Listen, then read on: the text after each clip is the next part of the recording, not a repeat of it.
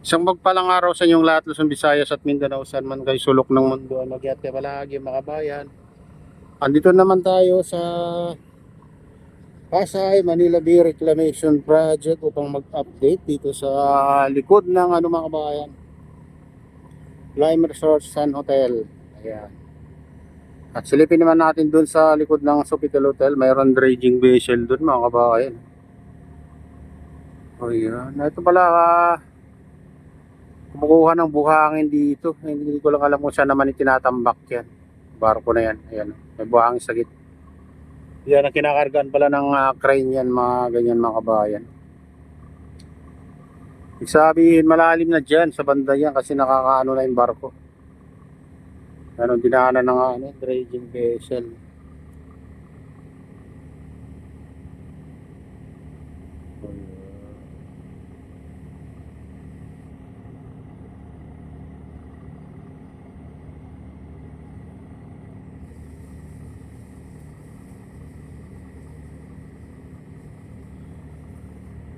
Malawak na rin dito mga kabayan.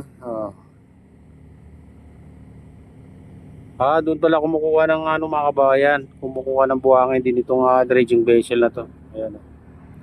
Ayan.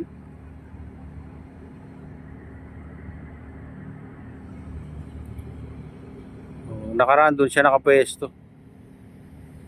Ayan, dyan siya nakapwesto dati mga kabayan. Lumipat siya.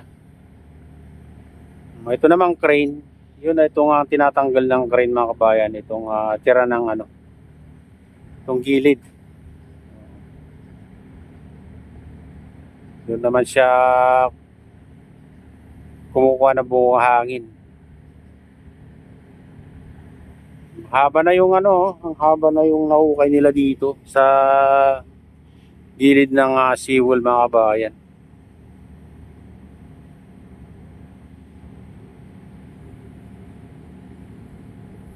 Medyo high tide ngayon, no? May tubig na dito. Noong nakaraan walang tubig. Ito, sa tabi ng seawall.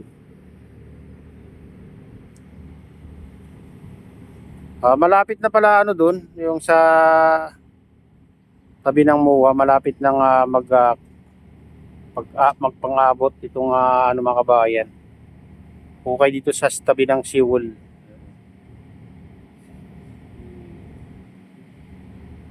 Sa tabi ng MOA. Ayan, MOA yan mga kabayan, mga building na yan. Yan tawag MOA.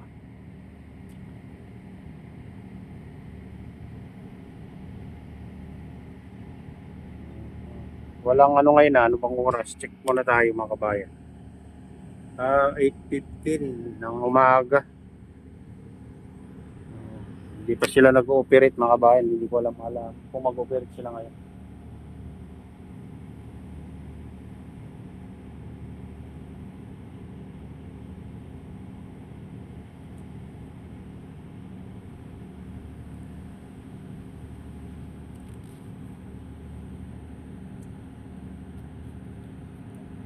Malawak na itong tinanggalan nila ng buhangin dito mga kabayan sa likod ng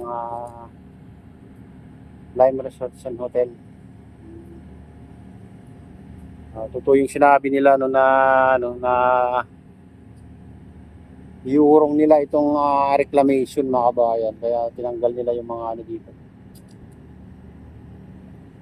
Yung nagreklamo daw yung taga Sopilot, may-ari yata ng Sofitel Hotel saka dito sa Lime Resort Sun Hotel, kaya inurong nila tong reclamation dito mga kabayan. Kaya na ganyan nakalawak dito na may tubig. Bakit dati naman dito may tubig mga kabayan dito. Dami nga ang kinukuha dati dito. Dito sila nanguli ng tilapia, tahong, mga isda mga kabayan. Minsan nga nag-iihaw nila sila dito. Nag-iihaw sila. Yung mga nakatira dyan. May nakatira dyan mga kabayan dito sa mga kawi-kawi na yan. Mayroong dyan. Tumitira dyan.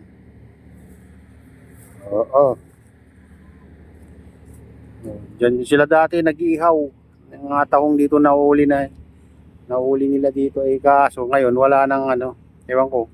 Parang mayroon pa rin nakatira dyan mga kabayan. Doon sa mga kahoy na yan. Talisay tawag nila dito eh. Ito, salaysay naman sa ano, Ilocano. Talisay. Ayun.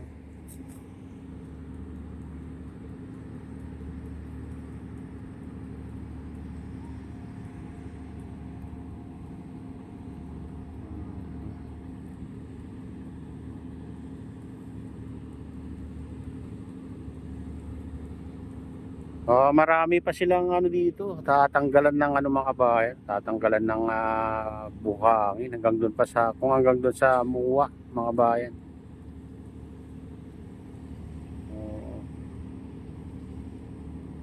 Mga ilang buwan pa to bago nila maidugtong doon sa tabi ng ano, Muwa. Kung itutuloy nila mga kabayan. Yan kalawak.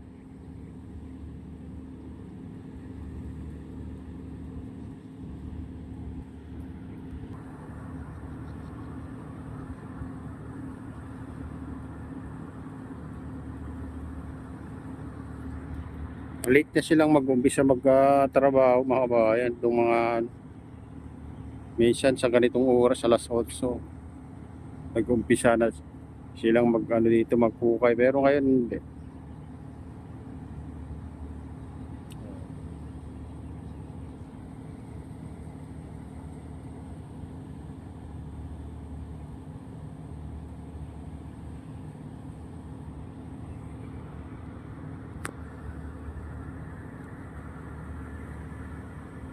Itong dredging vessel, ewan ko lang kung ano, parang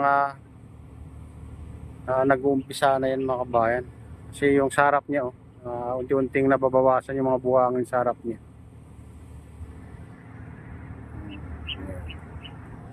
Ayan mga kabayan, ito na yung latest update dito sa